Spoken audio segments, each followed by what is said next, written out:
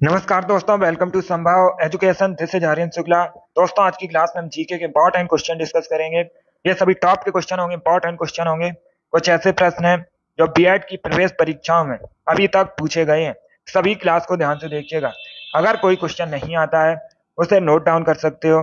जो extra fact आपको बताए जाएं उसे भी ध्यान से सुनिएगा।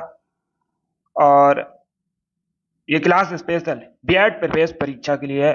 एंड क्लास के अंत में बताना कि आपके कितने क्वेश्चन आज निकले। चलिए शुरू करते हैं आज की क्लास। इसका आंसर करिए क्वेश्चन नंबर फर्स्ट के लिए। बताइए खजुराहो मंदिर किस वंश के शासकों ने बनवाए थे। क्वेश्चन नंबर फर्स्ट का करेक्ट आंसर क्या होगा? क्या पूछा गया है? खजुराहो मंदिर किस वंश के शासकों ने बनवाए थे। इसका राइट आंसर क्या होगा? चोल वंश के शासकों ने, चंदेल वंश के शासकों ने, पांड वंश के शासकों ने, या फिर नन ऑफ दीज, इनमें से कोई नहीं। इस प्रकार से ऑप्शन हैं। अगर पूछा जाए खजुराहो मंदिर कहाँ पर है, किस राज्य में है, तो आप लोग याद रखिएगा मध्य प्रदेश में है। कहाँ पर है? मध्य प्रदेश में है। अभी आपको बताना है किसने बनवाए थे। सभी इसका आंसर करिए क्वेश्चन नंबर फर्स्ट के लिए। बताइए राइट आंसर क्या होगा। इसका right answer option number B होगा, चंदेल वंश के शासकों ने। क्या करेक्ट आंसर होगा? ऑप्शन नंबर 20 का राइट आंसर है खजुराहो मंदिर चंदेल वंश के शासकों ने बनवाए थे। ऑप्शन नंबर 20 का राइट आंसर है। जिसने भी क्वेश्चन नंबर फर्स्ट का ऑप्शन नंबर बी दिया उनका सही उत्तर है। या तो option number B correct answer होगा। अब इसका आंसर करिए क्वेश्चन नंबर 2 के लिए। बताइए पोंग बांध किस नदी पर है। इसका राइट आंसर क्या होगा? ज्योग्राफी संबंधित क्वेश्चन है, अच्छा क्वेश्चन है। बताइए इसका राइट आंसर क्या होगा? पोंग बांध किस नदी पर है। इसका right answer option number B होगा, ब्यास नदी पर। क्या करेक्ट आंसर है? ऑप्शन नंबर 20 का राइट आंसर होगा, पोंग बांध ब्यास नदी पर है। तो option number B correct answer होगा। अब दूसरा क्वेश्चन पूछा जाएगा। क्या क्वेश्चन पूछा जाएगा परीक्षा में? पोंग बांध ब्यास नदी पर कहां पर है। अगर राज्य पूछा जाए तो आप लोग याद रखिएगा हिमाचल प्रदेश में है। कहां पर है? हिमाचल प्रदेश में है। किस नदी पर है? ब्यास नदी पर है। ऑप्शन नंबर 20 का राइट आंसर होगा। इसका आंसर करिए क्वेश्चन नंबर 3 के लिए। रोंगाली बिहू मुख्यतः किस राज्य से संबंधित है। रोंगाली बिहू किस राज्य का प्रमुख त्योहार है। इसका राइट आंसर क्या होगा? सभी इसका आंसर करिए क्वेश्चन नंबर 3 के लिए। जिसने भी लाइव सेशन को लाइक नहीं किया है, लाइक कीजिए, शेयर कीजिएगा। चैनल पर नए हैं, चैनल को सब्सक्राइब कीजिए, बेल आइकन को प्रेस कीजिए ताकि सभी नोटिफिकेशन आप तक पहुंच सकें। इसका right answer option number A होगा, असम। क्या करेक्ट आंसर है? ऑप्शन नंबर ए इसका राइट आंसर है। रोंगाली बिहू असम का प्रमुख त्योहार है। तो ऑप्शन नंबर ए इसका राइट आंसर होगा। असम भारत का एक राज्य है। राजधानी दिसपुर है। पूछा जाता है परीक्षा में असम की राजधानी क्या है। दिसपुर आप लोग याद रखिएगा। और एक क्वेश्चन पूछा जाता है असम की ऑफिशियल लैंग्वेज क्या है। अगर पूछा जाए असम की ऑफिशियल लैंग्वेज क्या है तो आप लोग याद रखिएगा असमिया। क्या असमिया असम की ऑफिशियल लैंग्वेज है? इंपॉर्टेंट क्वेश्चन है, ऐसे भी आप लोग याद रखिए। इसका आंसर करिए क्वेश्चन नंबर 4 के लिए। बताइए तलाजा गुफाएं किस राज्य में है। सभी इसका आंसर करिए क्वेश्चन नंबर 4 के लिए। क्या पूछा गया है? तलाजा गुफाएं कहां पर है? महाराष्ट्र, मध्य प्रदेश, आंध्र प्रदेश या फिर गुजरात में। इस प्रकार से ऑप्शन हैं। तो सभी इसका आंसर करिए क्वेश्चन नंबर 4 के लिए। बताइए इसका राइट आंसर क्या होगा। इसका right answer option number D होगा, गुजरात। या तो option number D correct answer होगा, तलाजा गुफाएं गुजरात में है। तो ऑप्शन नंबर डी इसका राइट आंसर है। जिसने भी क्वेश्चन नंबर 4 का ऑप्शन नंबर डी दिया उनका सही उत्तर है। गुजरात करेक्ट आंसर होगा, गुजरात में तलाजा गुफाएं, डी करेक्ट आंसर है। बहुत अच्छे। अब इसका आंसर करिए क्वेश्चन नंबर 5 के लिए। बताइए पांचवी पंचवर्षीय योजना की समय अवधि क्या थी। ये आपको बताना है। जो 12वीं पंचवर्षीय योजना थी इसकी आपको समय अवधि बतानी है क्या थी। इसका राइट आंसर क्या होगा? तो सभी इसका आंसर करिए क्वेश्चन नंबर 5 के लिए। गुड। इसका राइट आंसर होगा ऑप्शन नंबर सी, 2012 में शुरू हुई थी। कब शुरू हुई थी? 2012 में शुरू हुई थी और 2017 तक चली थी 12वीं पंचवर्षीय योजना। ये अंतिम पंचवर्षीय योजना थी, लास्ट पंचवर्षीय योजना थी। पूछा जाएगा परीक्षा में क्वेश्चन अंतिम पंचवर्षीय योजना कौन थी, तो आप लोग याद रखिएगा 12वीं पंचवर्षीय योजना 2017 में शुरू हुई थी, 2012 में शुरू हुई थी, 2017 तक चली थी।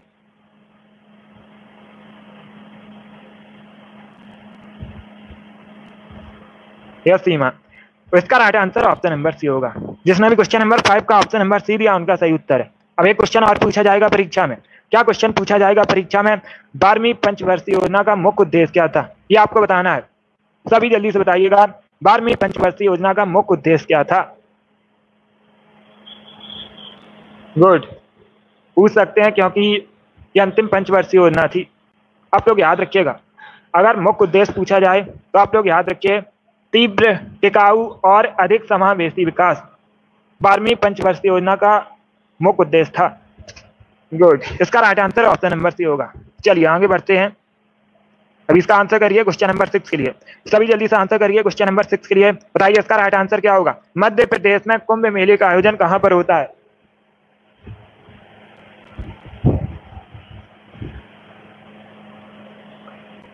सभी इसका आंसर करिएगा। मध्य प्रदेश में कुंभ मेले का आयोजन कहां पर होता है, इसका राइट आंसर क्या होगा।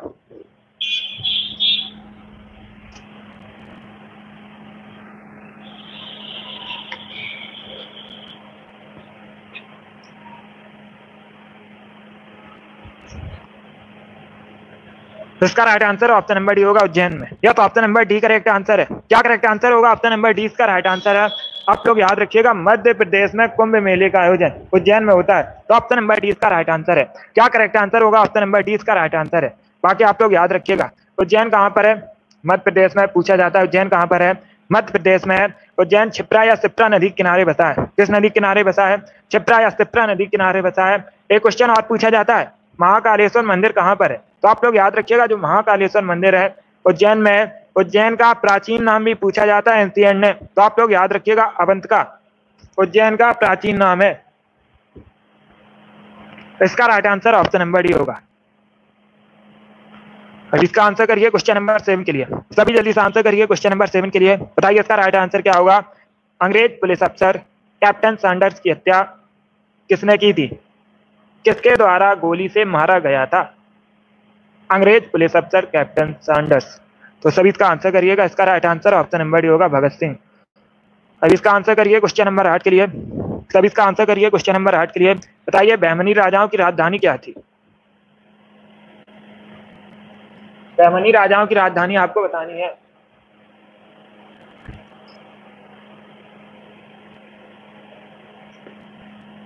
इसका right answer option number A होगा, गुलबर्गा। क्या करेक्ट आंसर है, ऑप्शन नंबर ए इसका राइट आंसर होगा, गुलबर्गा बहमनी राजाओं की राजधानी थी। तो ऑप्शन नंबर ए इसका राइट आंसर होगा, ए करेक्ट आंसर है इसका। अब इसका आंसर करिए क्वेश्चन नंबर 9 के लिए।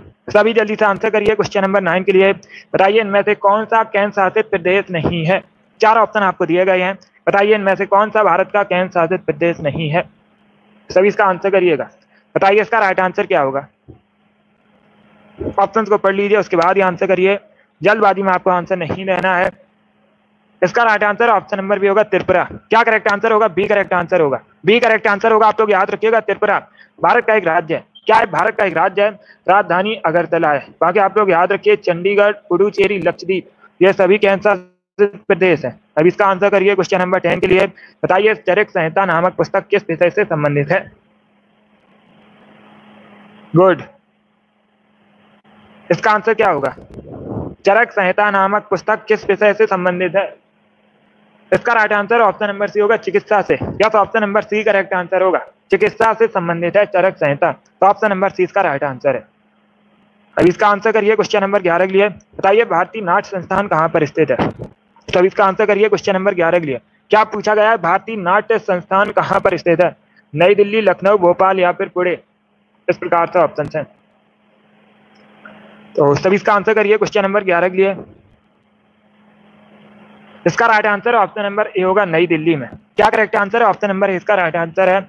आप लोग याद रखिएगा, भारतीय नाट्य संस्थान नई दिल्ली में स्थित है। तो ऑप्शन नंबर ए इसका राइट आंसर होगा, नई दिल्ली करेक्ट आंसर होगा इसका। अभी इसका आंसर करिए क्वेश्चन नंबर 12 के लिए। सभी इसका आंसर करिए क्वेश्चन नंबर 12 के लिए। बताइए इसका राइट आंसर क्या होगा। दही का खट्टापन निम्न में से किसकी वजह से होता है। इसका राइट आंसर आपको बताना है। दही का जो खट्टापन होता है किसकी वजह से होता है। सिट्रिक एसिड की वजह से, लैक्टिक एसिड की वजह से, एसिटिक एसिड की वजह से या फिर नन ऑफ दीज। इसका right answer option number B होगा, लैक्टिक एसिड की वजह से। या तो option number B correct answer होगा, दही का खट्टापन लैक्टिक एसिड की वजह से होता है। तो ऑप्शन नंबर 20 का राइट आंसर है। अब इसका आंसर करिए क्वेश्चन नंबर 13 के लिए। सभी जल्दी से आंसर करिए क्वेश्चन नंबर 13 के लिए। बताइए आंध्र प्रदेश की ऑफिशियल लैंग्वेज क्या है। आपको आंध्र प्रदेश की ऑफिशियल लैंग्वेज बतानी है। भाषा के आधार पर गठित होने वाला भारत का पहला राज्य है आंध्र प्रदेश। पूछा जाता है क्वेश्चन परीक्षा में। भाषाई आधार पर गठित होने वाला भारत का पहला राज्य कौन सा है? तो आप लोग याद रखिएगा आंध्र प्रदेश है। आंध्र प्रदेश की ऑफिशियल लैंग्वेज आपको बतानी है तमिल, तेलुगु, कन्नड़ या फिर उड़िया।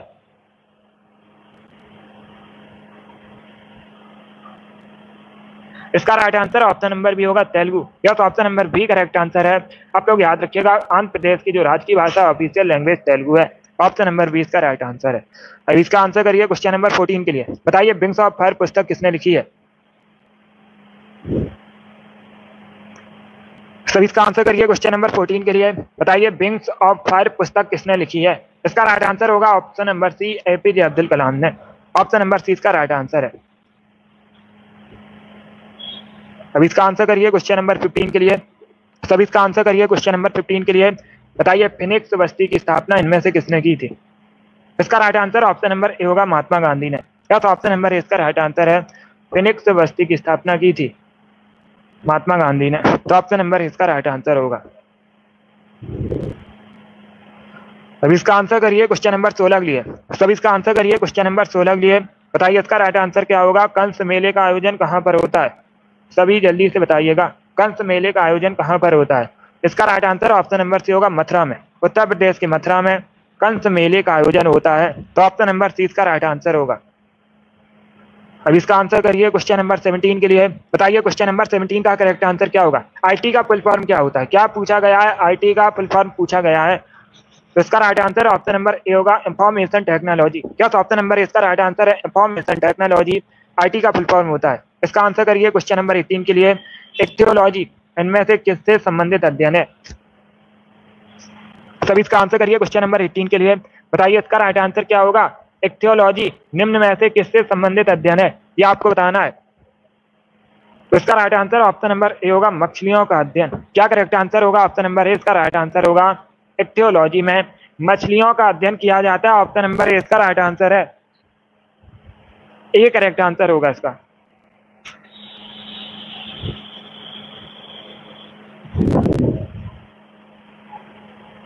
सी करेक्ट आंसर नहीं होगा इसका।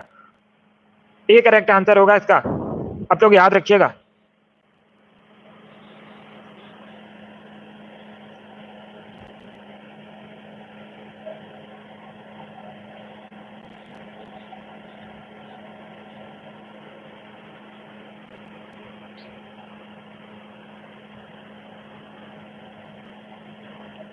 इसका आंसर करिए क्वेश्चन नंबर 19 के लिए। सभी जल्दी से आंसर करिए क्वेश्चन नंबर 19 के लिए। मानसून क्या है? मानसून किस प्रकार की पवन है? सभी इसका आंसर करिए क्वेश्चन नंबर 19 का। बताइए मानसून किस प्रकार की पवन है? इसका राइट आंसर क्या होगा? सभी इसका आंसर करिएगा। ऑप्शन को पढ़ लीजिए, उसके बाद ही आंसर करिए। जल्दबाजी में आंसर नहीं देना है।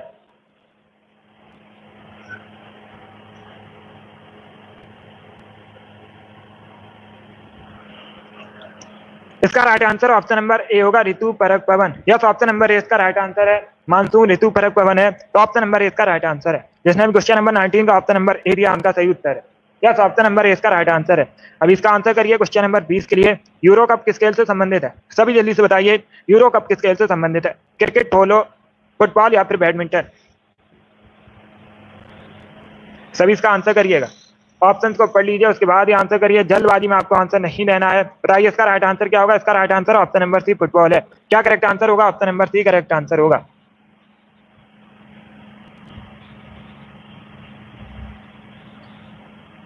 इसका right answer option number A नहीं होगा। इसका right answer option number C होगा। फुटबॉल से संबंधित है यूरो कप। तो ऑप्शन नंबर सी इसका राइट आंसर है। जिसने भी क्वेश्चन नंबर 20 का ऑप्शन नंबर सी दिया उनका सही उत्तर है। बहुत अच्छे। इसका आंसर करिए क्वेश्चन नंबर 22 के लिए। इतिहास से संबंधित क्वेश्चन है। सभी जल्दी से आंसर करिए। बताइए असम के अहोम साम्राज्य और मुगलों के बीच सराय घाट की लड़ाई कब हुई थी? इसका राइट आंसर क्या होगा? बहुत अच्छे। सभी इसका आंसर करिए क्वेश्चन नंबर 22 के लिए।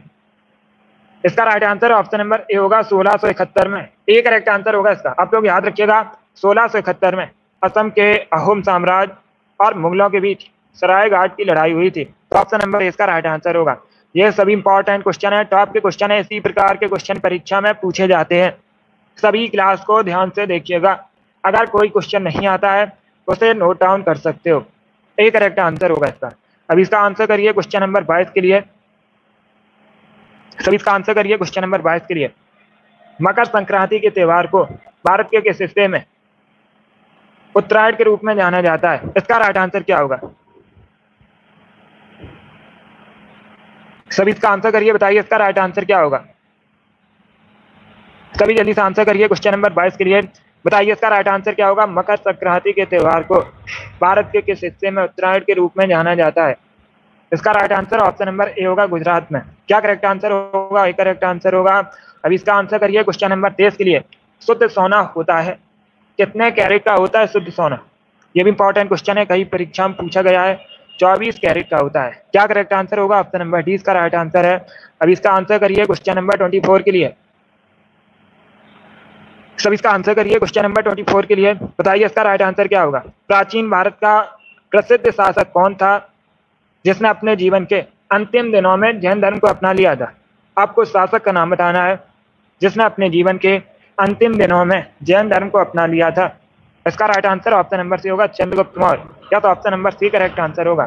चंद्रगुप्त मौर्य ने अपने जीवन के अंतिम दिनों में जैन धर्म को अपना लिया था, तो ऑप्शन नंबर सी इसका राइट आंसर होगा।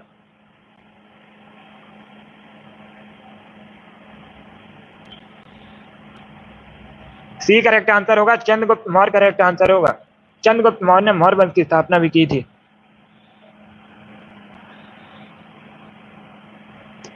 बहुत अच्छे। इसका right answer option number C होगा। अब इसका आंसर करिए क्वेश्चन नंबर 25 के लिए। बताइए ग्रेट मैन मेड रिवर किस देश में स्थित है? इसका राइट आंसर क्या होगा? तब इसका आंसर करिए क्वेश्चन नंबर 25 के लिए। बताइए इसका राइट आंसर क्या होगा? ग्रेट मैन मेड रिवर किस देश में स्थित है? इसका right answer option number A होगा, लीबिया। या तो option number A correct answer होगा। अब इसका आंसर करिए क्वेश्चन नंबर 26 के लिए। बताइए कीटनाशक डीटीटी का आविष्कार किसने किया था? इसका राइट आंसर आपको बताना है। कीटनाशक डीटीटी का आविष्कार किसने किया था? बी करेक्ट आंसर होगा, डॉक्टर पॉल मुलर। क्या करेक्ट आंसर? ऑप्शन नंबर 20 का राइट आंसर होगा। डॉक्टर पॉल मुलर ने डीटीटी का आविष्कार किया था। ऑप्शन नंबर 20 का राइट आंसर है। 27 के लिए आंसर करिए। बताइए केल्विन क्या मापने की इकाई है? सभी इसका आंसर करिए। बताइए केल्विन क्या मापने की इकाई है? इसका right answer option number A होगा, temperature. Yes, option number A correct answer होगा। केल्विन टेम्परेचर मापने की इकाई है, तापमान मापने की इकाई है, तो ऑप्शन नंबर ए इसका राइट आंसर है। बहुत अच्छे। सम्राट वेरी गुड। माही, बिट्टो, जानवी, आप सभी करेक्ट आंसर हैं। सीमा, कोमल, शिव कुमारी, पासवान गर्ल, अवनीश, जरीना, मिष्टी, रामकुमारी, इन सभी ने राइट आंसर दिए। रिंकू, ऑप्शन नंबर ए इसका राइट आंसर है। वेरी गुड, आप सभी ने करेक्ट आंसर दिया, तो ऑप्शन नंबर ए इसका राइट आंसर है। अब इसका आंसर करिए क्वेश्चन नंबर 28 के लिए। सभी इसका आंसर करिए क्वेश्चन नंबर 28 के लिए। बताइए फ्री थ्रो शब्द किस खेल से संबंधित है? इसका राइट आंसर क्या होगा? सभी इसका आंसर करिए क्वेश्चन नंबर 28 के लिए। बताइए इसका राइट आंसर क्या होगा? मिष्टी, वेरी गुड, आपका भी राइट आंसर है। इसका right answer option number B होगा, बास्केटबॉल। क्या तो option number B correct answer होगा। क्या करेक्ट आंसर है? ऑप्शन नंबर 20 का राइट आंसर है। आप लोग याद रखिएगा, फ्री थ्रो शब्द बास्केटबॉल से संबंधित है, तो ऑप्शन नंबर 20 का राइट आंसर है। बी करेक्ट आंसर होगा इसका। चलिए आगे बढ़ते हैं। बहुत अच्छे।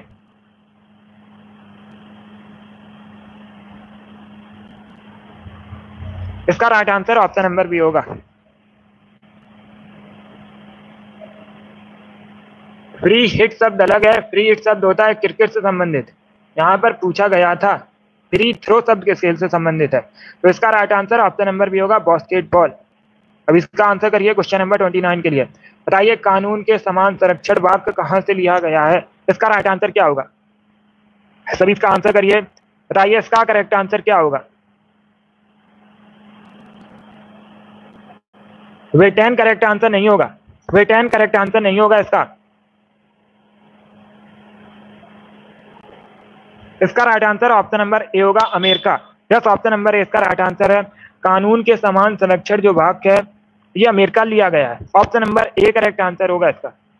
यस, ऑप्शन नंबर ए इसका करेक्ट आंसर है। बहुत अच्छे। तो ऑप्शन नंबर ए इसका राइट आंसर है, यूएसए करेक्ट आंसर होगा। अब इसका आंसर करिए क्वेश्चन नंबर 30 के लिए। बताइए राष्ट्रीय साक्षरता मिशन की शुरुआत कब हुई थी? तो इसका आंसर करिए क्वेश्चन नंबर 30 के लिए। बताइए इसका राइट आंसर क्या होगा। भारत में राष्ट्रीय साक्षरता मिशन की शुरुआत कब हुई थी। इसका राइट आंसर होगा ऑप्शन नंबर बी 1988 में। यह तो option number B correct answer होगा। 1988 में भारत में राष्ट्रीय साक्षरता मिशन की शुरुआत हुई थी। अब इसका आंसर करिए क्वेश्चन नंबर 31 के लिए। सूखा रोग किस विटामिन की कमी से होता है।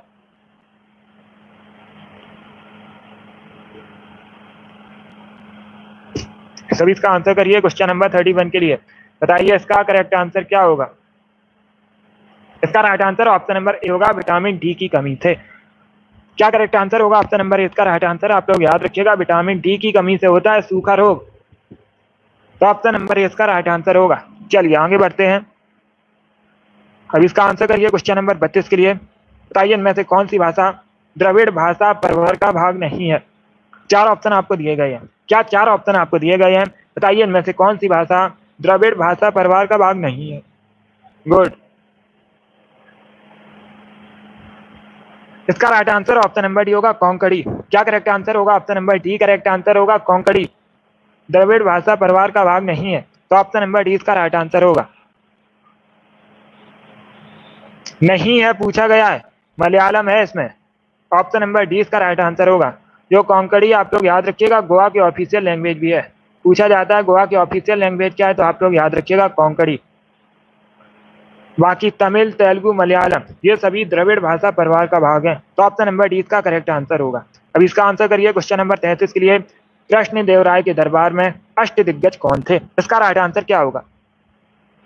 इसका right answer option number B होगा, 8 तेलुगु कवि। या तो option number B correct answer है। इसका right answer option number B होगा। आप लोग याद रखिएगा, कृष्णदेवराय के दरबार में अष्टदिग्गज 8 तेलुगु कवि थे। तो option number B correct answer होगा इसका। इसका right answer option number B है। अब इसका आंसर करिए क्वेश्चन नंबर 34 के लिए। बताइए भारत में सूती वस्त्रों की राजधानी किसे कहा जाता है। इसका राइट आंसर क्या होगा। भारत में सूती वस्त्रों की राजधानी किसे कहते हैं। डी करेक्ट आंसर होगा, मुंबई को। कानपुर को उत्तर भारत का मैनचेस्टर कहते हैं। कोयम्बटूर को दक्षिण भारत का मैनचेस्टर कहते हैं। अहमदाबाद को भारत का मैनचेस्टर कहते हैं। और यहाँ पर पूछा गया था सूती वस्त्रों की राजधानी भारत में किसे कहा जाता है, तो मुंबई करेक्ट आंसर होगा इसका। अब इसका आंसर करिए क्वेश्चन नंबर 35 के लिए। थेयम किस राज्य का लोकप्रिय नृत्य है। इसका राइट आंसर आपको बताना है। सभी जल्दी से आंसर करिए क्वेश्चन नंबर 35 के लिए। बताइए राइट आंसर क्या होगा। थेयम किस राज्य का लोकप्रिय नृत्य है। इसका right answer option number C होगा, केरला। या तो option number C correct answer है। इसका आंसर करिए क्वेश्चन नंबर 36 के लिए।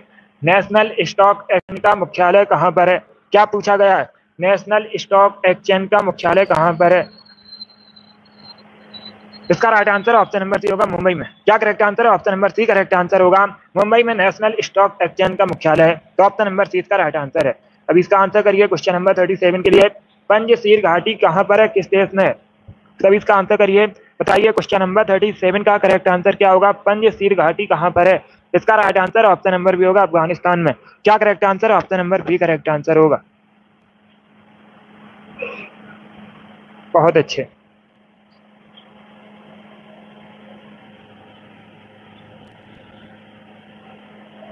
इसका right answer option number B होगा, अफगानिस्तान करेक्ट आंसर होगा।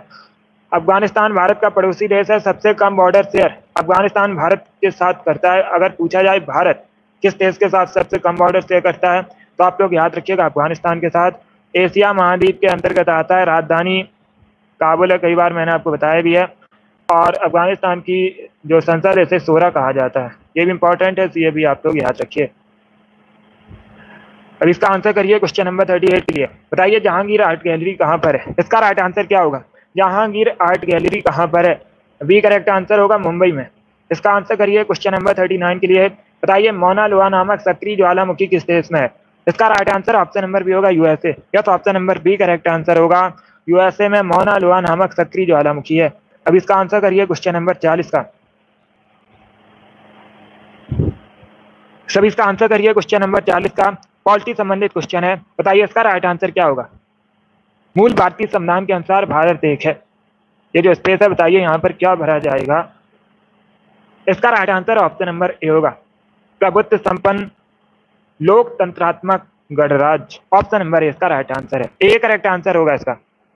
यस, ऑप्शन नंबर ए इसका राइट आंसर है। जिसने भी क्वेश्चन नंबर 40 का ऑप्शन नंबर ए दिया उनका सही उत्तर है। अब इसका आंसर करिए क्वेश्चन नंबर 41 के लिए।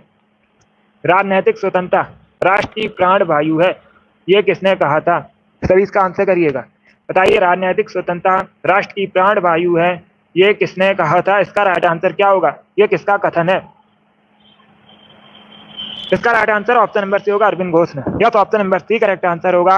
अरविंद घोष ने कहा था राजनैतिक स्वतंत्रता राष्ट्र की प्राण वायु है, तो ऑप्शन नंबर सी इसका राइट आंसर होगा। अब इसका आंसर करिए क्वेश्चन नंबर 42 के लिए। सभी इसका आंसर करिए क्वेश्चन नंबर 42 के लिए। विश्वविख्यात पिरामिड कहाँ, आपको बताना है। तो सभी इसका आंसर करिए क्वेश्चन नंबर 42 के लिए। विश्वविख्यात पिरामिड कहाँ पर है? इसका right answer option number A होगा, मिस्र में। अब इसका आंसर करिए क्वेश्चन नंबर 43 के लिए। बताइए, कार्बोलिक एसिड के नाम से किसे जाना जाता है?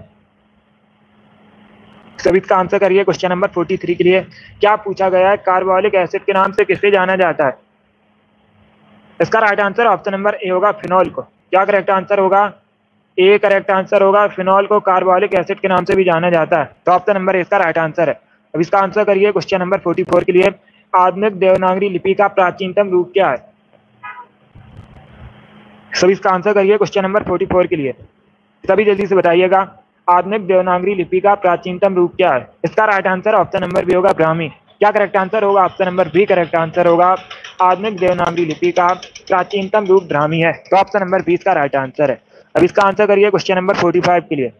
सभी जल्दी से आंसर करिए क्वेश्चन नंबर 45 के लिए। बताइए, इसका राइट आंसर क्या होगा? क्वेश्चन इस प्रकार है, निम्नलिखित शब्दों में से भारतीय संविधान की प्रस्तावना में कौन कौन से शब्द हैं? इसका राइट आंसर क्या होगा? निम्नलिखित शब्दों में से कौन सा भारतीय संविधान की प्रस्तावना में हुआ है? आपको बताना है। न्याय, स्वतंत्रता, समानता। इसका right answer option number D होगा। ये तीनों शब्द शामिल हैं, न्याय, स्वतंत्रता, समानता, तो option number D correct answer होगा, ऑल, सभी। इसका आंसर करिए क्वेश्चन नंबर 46 के लिए। ये भी पॉलिटी संबंधित क्वेश्चन है। बताइए, इसका राइट आंसर क्या होगा? किस संवैधानिक संशोधन द्वारा दिल्ली में विधानसभा की स्थापना की गई थी? सभी इसका आंसर करिए क्वेश्चन नंबर 46 के लिए। बताइए, इसका राइट आंसर क्या होगा? किस संविधान संशोधन द्वारा दिल्ली में विधानसभा की स्थापना की गई थी? इसका right answer option number B होगा, 69वां संविधान संशोधन। Yes, option number B correct answer होगा। 69वां संविधान संशोधन हुआ था, इसके बाद दिल्ली में विधानसभा की स्थापना की गई, तो ऑप्शन नंबर बी का राइट आंसर होगा।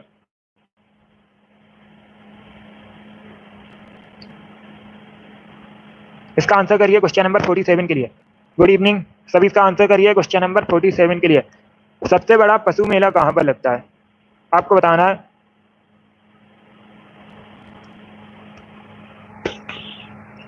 सभी इसका आंसर करिए क्वेश्चन नंबर 47 के लिए। बताइए, इसका राइट आंसर क्या होगा? सबसे बड़ा पशु मेला कहाँ आयोजित होता है? इसका right answer option number A होगा, सोनपुर, बिहार में। Yes, option number A correct answer होगा। आप लोग याद रखिएगा, बिहार के सोनपुर में सबसे बड़ा पशु मेला आयोजित होता है, तो ऑप्शन नंबर ए इसका राइट आंसर है। अब इसका आंसर करिए क्वेश्चन नंबर 48 के लिए। बताइए, पंचमहल कहाँ पर स्थित है? सभी इसका आंसर करिएगा। यस, पुष्कर में भी लगता है, राजस्थान के पुष्कर में भी पशु मेला लगता है, लेकिन यहाँ पर पूछा गया है सबसे बड़ा। क्या पूछा गया है? सबसे बड़ा पशु मेला कहाँ पर लगता है? तो आप लोग याद रखिएगा, बिहार के सोनपुर में।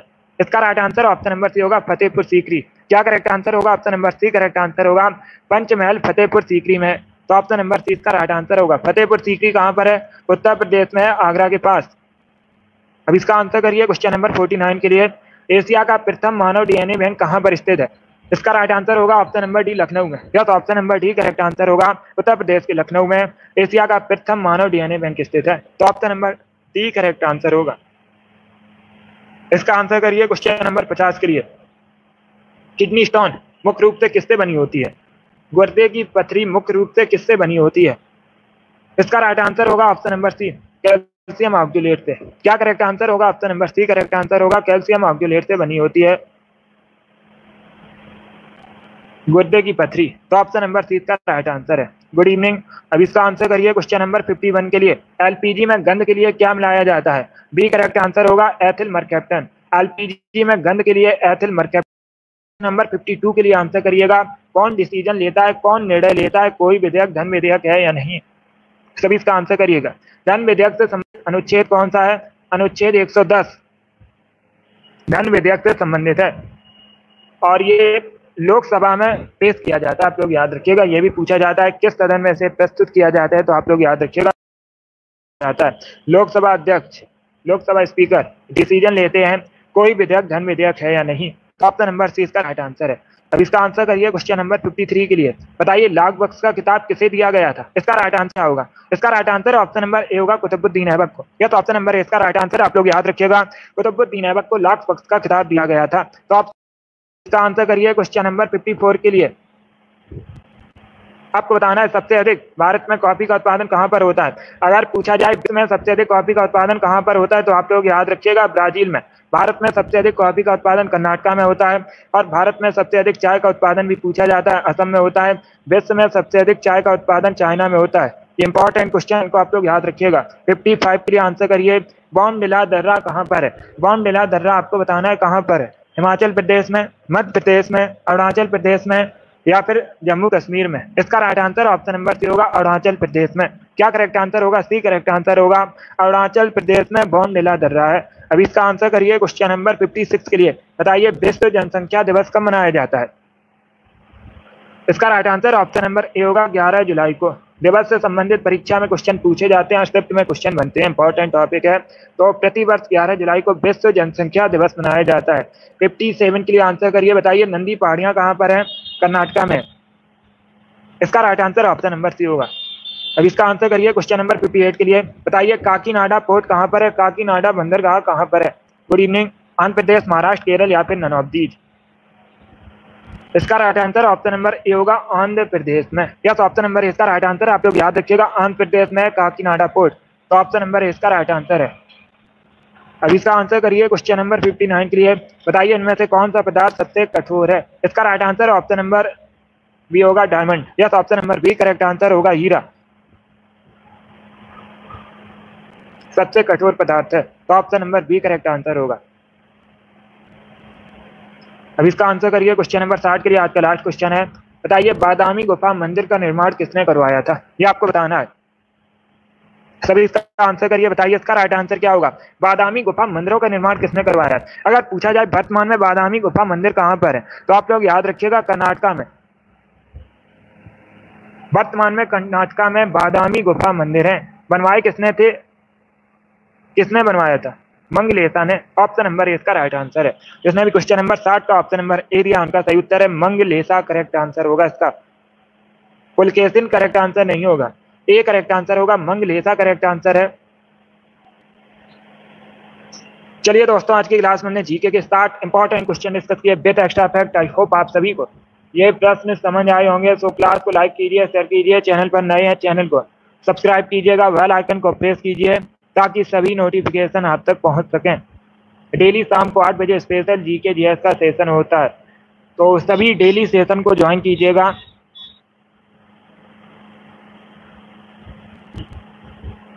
यस सचिन, डेली क्लास को ज्वाइन कीजिएगा। अगली क्लास होगी कल सुबह 10 बजे जीके जीएस की, तो उसे भी आप लोग ज्वाइन कीजिए।